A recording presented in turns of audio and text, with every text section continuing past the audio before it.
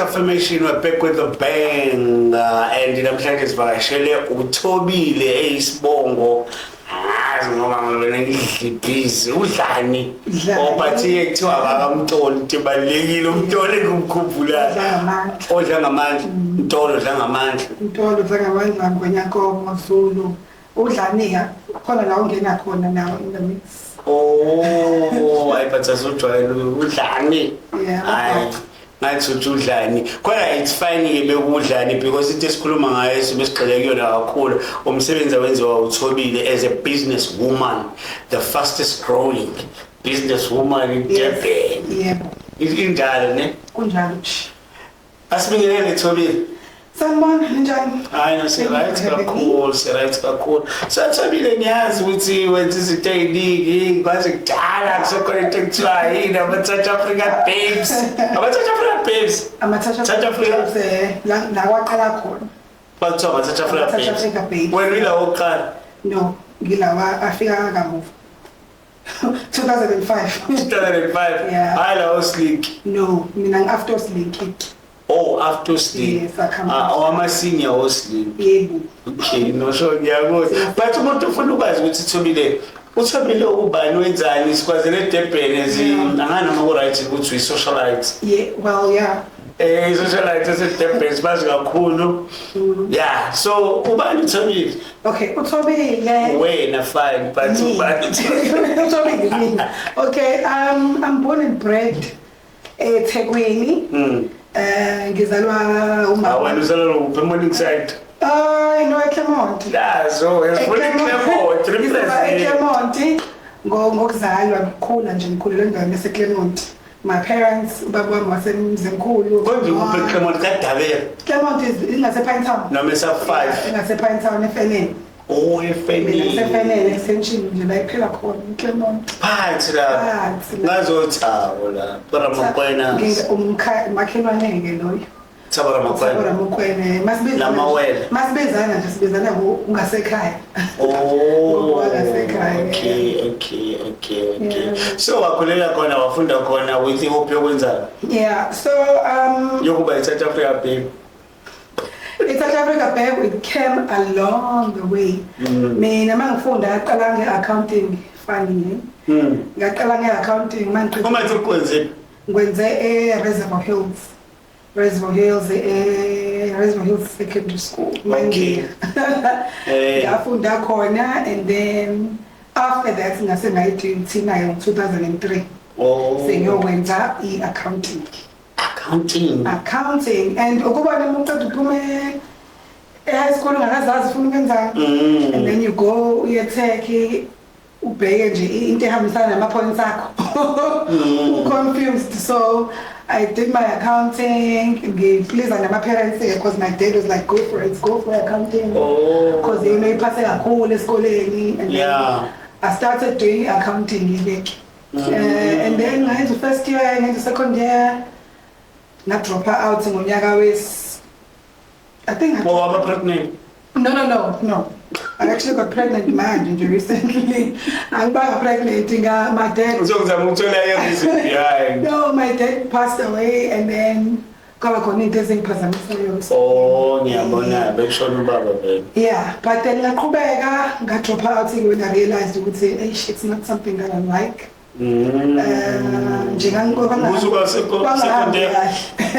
Second year ngashiya and waqhamuka bona ku South Africa ke in the process second year ngenza ezinye izinto like work ngase ngenza i-chefing course ke ngo-2015. So waqhamuka South Africa wathi step back.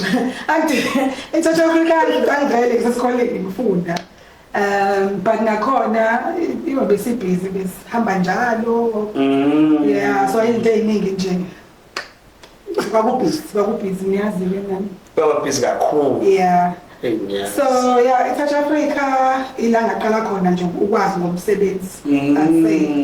Yeah, la besenza ama promo, senza ama hostessing and we only did A-list events.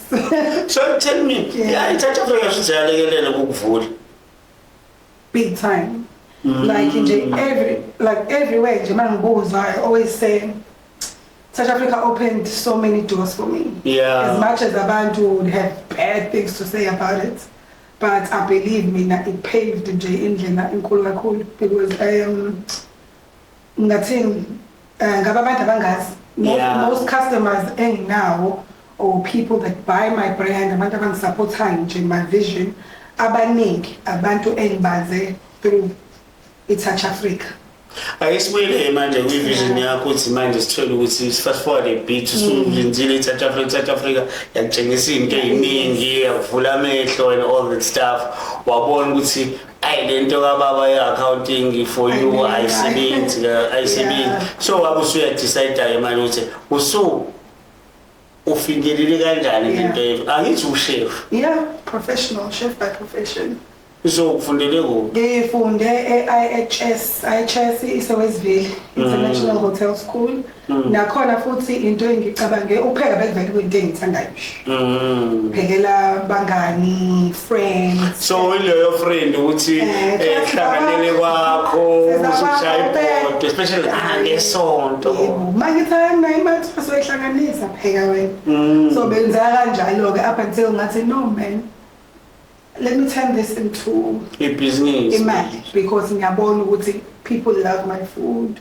Abanye bathi usiphekele ngihambisa ngecafeteria so I ended up going back to school again. Sengiyele esikoleni ngithi no. Angibuyele esikoleni phela ngoba ungapheka kupheka but then what isicuphuza dingeni. Yabona isikole they teach you more than so upheka with the aim ukuthi bese uqedile le diploma yenzayo le certificate osenzayo uzoqasha. No. Mina ngangazi ukuthi mangiqeda ngizovula my business but awangicabanga kancane like I was thinking into encane not ukuthi ngivele ngibe like a big brand. Yabo so you're a big brand now. A very big brand. Tell me more, Brenda. I'll tell you. No, I'll just have like a coffee shop. And that's how I started actually. Good luck. Go Helen Joseph. Helen Joseph. Glenwood. Like my restaurant corner. Okay. Ngaqala khona. Lapha Amsterdam. Yebo. Ngaqala khona and ngavula nje it was like a back room. Ngavula like ngadayisa ama sandwich ngenza itiye and lapha I was making like instant tea ngenza machine because mina I was using ama savings amancane ngangenawo and ne equipment I discovered because kunendawo efana nama auction places ama shops la kuthenga khona because I was expecting like ukuhlambe ngize ngibe ne-million or ngibe nemali enkulu to start. And then abantu bangi-introduce so started small. Ngathenga auctionini ngavula ikhishi I started ama-sandwich. Lekuphi ikhishi? Belise Glenwood. I started at Glenwood. From there ngamove ngaya Florida. Yeah. Umgwaqo ngempela waseThekwini. Angithi-ke ngayangane ingqondo nami ukuthi no Florida vele ziyawuthi. So mase nge-Florida ngizobhoma nje I'll just can't it's not like that. So mangifika la Florida fika ngishaya phansi ke Florida because the rent yakhona was so high. And it's not uba advising email like I'm advising umuntu nje emina wa consultaba muntu I just kana ngabheka nje ku Florida ngathi okay kodwa space ngihamba ngabe viewer. And then okay, I like it, so checker, high sathanda ngangena. Yo, rent. Kwakuke kuphela inyanga ngithokuthi ayihlangani nayo ngithi uNkulunkulu wami. Ngistresseke ngamasalary yini. But kwathi ngahlala for about a year. And then ngathi ngiyaliphonsa ithawula. Ungidlulile Florida because when in my head you think Florida busy, kanti during the week it's too dry. Abantu abayi qala mhlambe Thursday, sekuphuza Thursday, Friday. Sebenzi weekend is right up. And abantu umuntu maya Florida ngiyo have fun ngiyophuza ngiyo. So mina I had no liquor license, I had no so ngahlomeka ngehle. ku-florist. Yebo ngizothi advise oba Mina. bophuma kulama friends ngochayitha. No. Kwaba kanjalo ke till ngase ngaya ku-Windermere Road again. Oh. Windermere Road is where it was my home. Yeah, stayed for like 5 years. So i-rent reasonable now. Reasonable. It was a house converted into a restaurant. Nice, cozy restaurant. Safita nje khona. Saqhubeka nomsebenzi. That's where my brand grew. Abantu bazi ngayo. All your Durban celebrities. So wasebenzela ukuthi uyi-socialite. Kwangisebenzela ngoba phela basebengazi ngithi from South Africa. So you people like your elbows would come, Ozexy, like a lot of people abangaziyo, Lindelani Keys there.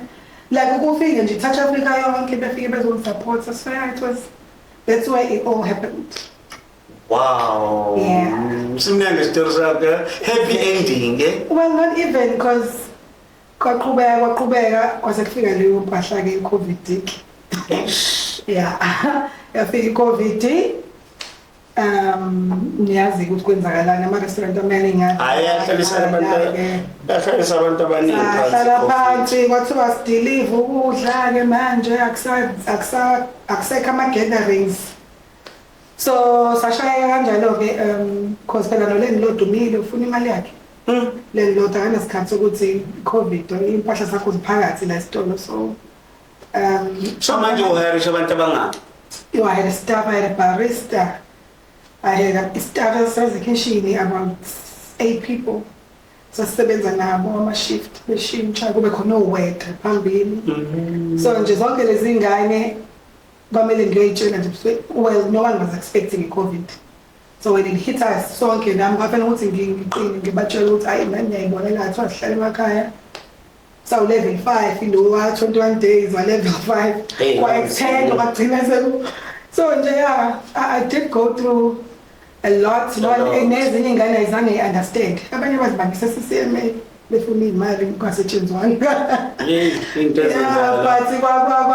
So manje fast forward ubuyelile manje something taste ayikazi ime because i-restaurant was another section of it. Bese kuba khona catering, senza ne-catering ngithi. So i-catering so unale boyfriend engekho supportive kanjani? Cha semzolo nakho kwenzeka konke lemgili kwani bayi nawe ifika lento nomuntu wakho akekho sethi or abantu bakabekho supportive ake ngithi nje COVID yafika lezo ikhathi zafika ngisingile wale mkhuba ubasingile kodwa nje yeah man, that's how it is. So manje ngithi i-past lokhuluma ngayo kusantrip. What is happening manje? Manje phela ingivulele futhi iminyango isishayile i-COVID aphinde futhi ashilele eminye iminyango because ila abantu babefuna ukudla ke manje and kunzima ukuthi bathole because abaphumi abaye endaweni. So now I had to sit down and draft indlela yokuthi okay, how do I get my food to the people now? Ngaqala ngenza lento yokudeliver, delivery uthole kwakhona i-permit le ayitholakala during COVID. Ngayithola long delivery vele umuntu angibize eBhalito le ngishonele. Yabona ukuthi ngiyamosheka la no petrol. eBhalito petrol. Wabisa ukudla kwaBhalito. Oh phela order just a certain amount of food and then I'll deliver. Ngisho ukuthi ngiunderstand because boboza eBhalito uhambisa ukudla mhlawumbe ungiqine ku600. Hayi ngeke kwafanele kweqo. Then from Bhalito uthola ukuthi ngizwe umuntu ngathi mina I can't do this. Iyangiqhelaza ngathola ngasebenzana no-Uber bathi ukuba ngizonywanani, but then I thought of a quicker plan. Ngathi no, into engiyibonayo siyakwazi ukuya kuma-retail outlets siyothenga like uSpar, Checkers. How about lokudla ngikuthenge kube into esipackagejiwe and then ngiyifake esitolo in the shelves. So a new chapter manje. A new chapter manje evulwa yile COVID because manje I'm thinking of the easier way to do this. So innovative. I'm very innovative. I had to think of a plan now. Let's do it like this. The approach is Spar. Yeah. Ola. Supermarket Spar. Tebe not Clemesh. Ngaya khona ngafika ngaqhaqhazela lapha nami ngisavanga ngazobela phela bazothi mhlawumbe bazongithena down. ngafika la into yami isi-packaged yonke into yenziwe. Bayithanda. Well, there's a process. Awufiki nawo bayithandi. Uyafika nawo bayibone i-packaging ukuthi okay, the packaging is nice. We are impressed. But now ufune bayi-taste. Ihambe yo-test ukuthi i-process yenziwe kahle, akoma food poisoning or whatever. Ufika nje kubona ugqumile. Ngithandazile and I'm scared at the same time. Into yokuzidoubt isidingo sengekho. And then sahamba sayakhona-ke, I've got all the paperwork because phela kufuneka oma food safety certificates awuvele nje because usuyoseva manje abantu abaningi like umphakathi yabo. So kwaba easy for me eSpar ngoba ngase ngivele nginazo le-certificate because I had a restaurant, so I didn't have to start from scratch. So manje eSpar bayithatha, after a week I get a call, can we have items amangaka by order.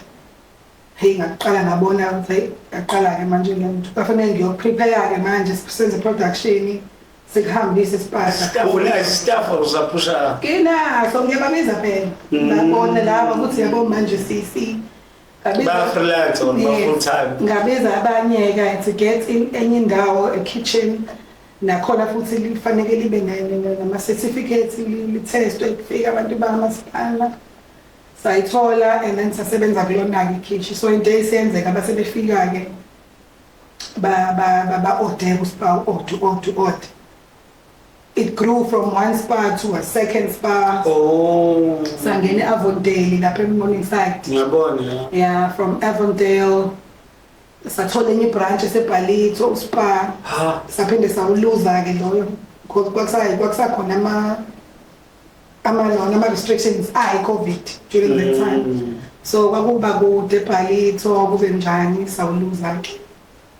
Lo oseBhalito. I remained with Avondale no Glen Ashley. So lo bese ba-add currently sinaba 4 manje. Ha. KZN, yeah, Yellowwood Park, Spar, then sibe no Westville. But niyapusha. No, we are pushing because sifuna ukuyifaka nje igcwala KZN. Ngifuna nami ukuthi ngibe sengihlala phansi sengikhomba ngithi truck yokuqala le izobe calling truck is Isipathi ufuneka lokho vele. By the way, sihleli noThobile Dlani. Sibonga again ngathi siyalwa. Ngithi uMamtolo. uMamtolo, hleli uMamtolo onani uyadelive vele iy'tolo ey'nkulu. Lapho nawe uzocabanga nje ukumtshela ukuthi akadelive nalesi sapho esincane. Yabona, otherwise you can follow us kwi Facebook page yethu laphana kwi Podcast Affirmation sikhona, uphinde futhi usicheke kwi YouTube, ulike, subscribe futhi ubumlandela uThobile nje wenze show ukuthi uyamcheka yonke le interview because sizokwenza show ukuthi sikudlalela ama snippets ayo, sikudlalele futhi sikuvezele nene poster before iphume. So kwenza isiqiniseko sokuthi siyakwenza lokho. So uThobile usitshaka umlando wakhe, ama challenges, ama ups and downs, ukuthi Thobile unga give up Never. Because now I give up. Yeah, there are times la ufuna khona give up ngase ngibona ayingeke phela manje. Akusi option. Asesikho ngabe ngathi ngizokwenza njani? Ngizoshona. Give up because ngiyadingeka nokusurvive. Nemali yafuneka bills to pay. But yashaya imali manje kancane. Yeah, sibheke khona. Sibheke khona. I'm just nje ngathi 10 Spars nje. Ngizobese ngiqala. Iyo into ikalela yona. But why you stick to Spar? Because unanye amanye amaloko zayo. uSpar is go easier ungena because it's more like a franchise. uSpar bazimele like uSpar une-owner yakho. Khona umuntu noSpar wento yayithathwe ngixhumanise nayo. Yabo. Bakhona nje abaningi, they've been uNkuli amaZulu. Oh, ngiyamazi uNkuli. I've never actually thought of it. Kodwa nje ngibe ngiya. No, the guy number, it's a very nice guy. Ngiye nako Hillcrest, ngiye nako because bayifuna abantu ibrand but ngisabani ukushesha ngiphaphe ngithathe izitolo eziningi and then ngihluleke ukusupply. Umise ama demands. Packaging yabiza, ini. So mabethi nje let's say product 100 ngizokwenza. So mele ube ucabanga ukuthi okay u4 sa right ngawo manje. So uvela business woman. big business for men and ngiyibambile there's no other way until ngize ngene nabo Pick n Pay nawo Checker. Uyabona laba bengekho uqalekile ungabavumeli. Yeah, and Nanamanje. ukudla kwami guys ngokwenu niyasebenza nina nibuye endlini late mina ukudla osekuvele sekuphekiwe right. So uma ufika endlini uzibekela i-rice lakho uzibekela uphoti lakho uthatha into yami lapha efreezing ngoba it's frozen ihlala efreezing uyakuthatha efreezing uyakufudumeza ku-microwave uyakuphaka kahle done. it's ready khona nje inhloko nyama inhloko ile curry butter chicken oxtail njengoba kuziwinter nje so it's nice food. Wow. Very nice. Befuna ngiphathele actually Yes, isitori simnandi lesakho yazi. Yes. Good story. Ngithanda ukuba strong wakho ukuthi ungakuyaba lento ukuthi give up abafethu give up is not an option. Isiqhubeka ngenkani. Nanabantu ke ngaphela vele abantu banjani nami when I close down the shop abantu bathi Wile so abantu aba understand. Well so kusho vele abantu abangekho business so doesn't even phase me. Umuntu menza ngiyeza ukuthola usuku ngithanga banka. Sibalile nje ngisazobuye ngivuka. So khokha amandla. Yeah, yolanda amandla. Hayi mina ngicabanga ukuthi uyasebenza kwangempela. So nami ngizofika ngizoteka. But uthakhetha abantu abanjani kakhulu laba abahlala bodwa. Working class abantu abahlala bodwa nje abantu abangashadile. Nabo mem ngiyabatshela ngithi guys niyafikela omamezana lana ninivakashelwe. Thatha ukudla uthenga amaphakethe ama-5 bodweni ufike ukuthi nje sengiphekile mamezana. So it does help because ukudla kwami is comfort food. Ungagcina embarrassed ukuphekela umuntu. Uyabona bongazi ukuthi ukwazi thenga ukudla kwami stock up e-freezer une-visit ukhipha ufake. So kuyafona bengifuna uku-order. Uspa ushona esipanje. Ushona espa. Uya kulo spa labo spa engibabalile uye efrijini kwi-frozen section ukufica khona. Uyakwazi ukuthi ukuthola ubhala ukuthini something tasty balo something tasty nje so something tasty kusebuwena mina akukho futhi omunye uba something tasty it's me wait it's my brand I am my own brand so mofika nje ithola lapha kushalofu ngiyabhalwa so usasokufona phela ukuthi mangikhala inyama enhloko like inhloko nje idliwa yilaba buye baba nokhunje no but ngithanda inhloko exactly kodwa ngibayithanda phela ukuthi amqhubelo bengi out the next time uyavuka uyadonsa lapha ufaka microwave ufaka pelepele wakho uyadla I'm not enjoy kakhulu. So it's like that, yeah. You know, it's a nice story after South Africa, babe. So yes, because we had to push sebenza sibuyise le nto ukuthi phela umuntu uyasebenza we are not just all about. And that's what is good about what you are doing. Bethu ile nto yokuthi isipani asikho sometimes kufanele siyicreate thina umsebenzi ukuze siye phambili otherwise ulele complain asithi hey come and this come and that but these people they promise they will promise you they will promise heaven and earth only to find like deliver even now in business khona la ubushaye contract eba capital ayikho manje yeah uthi wonke kule minyango yakhona they do help sometimes but it takes a long time ungazuwe usefika leyo funding kade uqala phansi futhi wonke thembile bongenzile this thing yokusihlanganisela ukudla and all that stuff uphumula kanjani music odlalayo bo relaxile relax kanjani gym I like going to gym ukuthi bensawile ngiyabona ngiyengakubona uhamba nomunye isisi it's my sister waphindwa nyamalala yadlala ukuthi ngiyamalala because siba busy sometimes ngoba nje ngishilo ukuthi buye senze nama catering so akucini ngospa kuphela sibuye sibizwe ama department so ukuthi kunomshado membe so yabo and then kufanele catering company man yes is catering slash supplier yasespa and we recently won an award yeah last month I think namabambelela awards. Okay. Yeah, ngabona ku computer bathi untenga. Yeah. I saw on his page ukuthi awunama awards kanje then I entered. Ngiyakhumbula bekuphi bekona no. Kuthi this guy uDumile lo somabhizinisi omkhulu. Mr. Zungu. Bekhona naye. Bekhona Mr. Zungu lwamaZulu. He was part of guests lapho ade bezokhuluma nathi. Yeah, nothing. But there was everyone nje. Yeah. It was a good business thingy because bekade sibaningi futhi sama SMNEs lapho, you know, and it's very nomngane wami winile lapho in fact umuntu womngane wami winile umuntu kaMlwazi ethu bayigaba lakho because bese ba 20 uthando wenza inkonje impofu ubuso wenza ubuso udaki indoni yamanzi into yakhe ihlanganisa nobuso. yes so umunye wenza into beauty lapho shit yeah because bese baningi so it's great ukuwina into enjeyana because you realize ukuthi at least I'm doing something so usabonakala indawo noma lethi keep up busy ngale ndlela uzabonakala indawo man not like before uphuma ngisaphuma phela say but I just go to eat now mhlambe have a few drinks with friends ayile sekusay siyahlula yeah I'm a mom now so how many kids? One. Get busy nje it's such a because there's no time to make babies. Ingane ngizayithola nini after 30 he's 6 years old now. Serious? My son, yeah.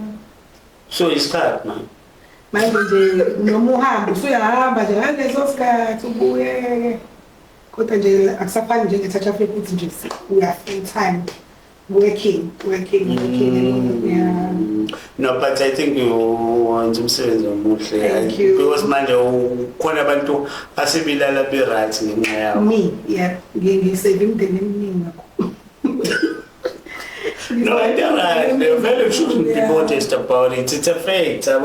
So finally, you're motivator. Because what you're doing, you motivate the young person. Sometimes uzofunda graduate uzama ukapply ngahlangani bengahlangani zama something seceleni understand uzothola ukuthi izovela ikhahleni into yabekusaba sibuyisaba ngenze into ngiyaphetha now I had that thing in my head but ngathi ngihamba nabo lokudla sipapa okujikisa phambili iyashaya into ba afraid of that no and ifana singabi nendaba ukuthi umuntu uthuyile it's fine because wena ukuthi ngiyayibuka uzama yabo ngiziwela belo bazobathi lona and then mangifika shamba I'm happy with the packaging. Yes. Kwasokwa ukuthi indawo iseDurban North inyama yenhloko in Durban North baba naleyo fika ukuthi isikhona service izohamba bakhona abantu la and ukuthi abantu sometimes ngama weekends basuka edrobheni I mean basuka kule ndawo abahlala kuzona bahambe lokushini bayoshaya inyama nje so mina ngithathile ngiyibuyisa back la ukuthi noma ngelokushini take mine uyifaka efridge and the nice thing about mine is that ukudla kwami kune shelf life ka 6 months yabona because into freeze we ya preserve it lasted for 6 months we shelf but I got 6 months it clean shelf like 2 weeks 1 week yeah you monitor you have to kubani uma ungafiki nje sibaba manga usayibusisi ufuna ukufika uzobhekisha lo fila ukuthi liyahamba is it moving kade bengifonela nje izolo bayabona ngiyaphela so that's great into my home ungadayisa into emini no ngibonga kakhulu ngibonga kakhulu uyathola isikhathi sokuyisontweni awu big time isonto weseli nje lapha ku-alwandle i-Methodist isonto nawo qaqi so awizinto ezegame yeah uyakutshela ngeyithi ngidla yona she does hey I tell my myself if you have people for parents I do cook for the ANC I do cook for mama departments athene mama ngiyibala ne-IFP ngayiphekela naye phela ngiyapheka senza ukuthi bala uphekela okay I'm just saying ANC because I've done the work for them ngayi manifesto nje IFP I was doing ama-parcel ngikhona yabo i-manifesto ye-ANC I was doing food parcels ngikhona kuba khona phela vele lokho kwabantu besebenzana nayo ukuthi uzophekela inkathi nami like hayi bakuthi ngezane mina endlini lambile angikhethi wena uyini kanti angilutho kahle nje political formation uyilandela mina funa ngibe neutral I can't I mean on the 29th of October May siyavota general elections when my vote is my secret ngizovotela nje kodwa iphathi engibonayo ukuthi izakahle. Right. Yeah, nephathi engibonayo ukuthi iyasiza yenza izinto ngendlela. Yeah. I think it's I can read between the lines which is of but anyway, it's for volunteer lokugcina nje mhlawumbe. Elokugcina lithi thank you for having me and ngifuna ukuthi kwabantu who are watching this story from anywhere, like especially abangasekhaya eClermont, because I like seeing my people grow. Fana nami. Kade ngisho nje because I just registered the ENPO. I want to give back now. Ngibe ngisho ukuthi ngifuna ukuqala eClermont. The school that I went to, the primary school. Khona athofela ukupha yaseClermont sticks. Oh, my sticks it sticks. So ngiyamazi igama. Sticks ke uyabazi. Umphathi weClermont right after ulwazi. Yeah. So I just want to give back to them because it says pay. So to uyamazi umsawa. Ngiyamazi because South Africa records nje. Oh no, as much as I think late kunami but ngiyamazi. Because South Africa is always there. So maybe have a group actually we still together like this, like a family as much as in a circle. Yeah, South Africa. Yeah. Aze kodwa kubona emajezini South Africa pay ngotshela ukubona jazz festival. Yeah. Or ukuthi ukhiphe lo profile. Because I've missed 2 jazz festivals now playing a party. Yeah. So yeah, ukuthi nje guys don't give up. Abantu basebenze bakithi. Nathi sizenzile izinto sanganaki indaba yokuthi ukusebenza kubalekile. And then that's why I always encourage amantombazane asamancane ukuthi work from the word go. Usebenze noma kuthiwa khona noma kuthiwa unebless unani kodwa usebenze. Like I always tell my sisters abancane ukuthi sebenzani bakwethu ubuhle lo. Bless or no bless. Phela kulezi ikhathi zamanje yazi nje ngithi mina nje ngene bless zonke izinto ezenziwayo just work because ekugcineni. But uyavumela ukuthi ke basebenzela abantu. Abanye mabesho asazi but for how long? Have you been to Dubai? Yes, I have been to Dubai. Babebhukhile kahle. Yazi Dubai ke iyangiqeda ngoba ingiqeda because ngangampost vele nami umuntu ekangihambe naye. So people were like, "Hi bonawe." How? Honestly, I was there with my baby Teddy. Baba umntana ekangihambe naye. Nganga ukuthi nje he's private so ngangamvezi. But you wanted to. So bona babethi ngithengiwe mhlambe ngayibona ngiyamuthobile ngathi no. Benkishiwe mina it was Valentine's Day ngama baba umntana ngayidupha. Sisa together back then. So yeah. Amantombazane ayazi. Umuntu angathatha ngise Dubai uphinde uhlukane naye. But don't you dare do what I already did. Please take pictures. See you in 7. Thanks, Tony. Thank you so much.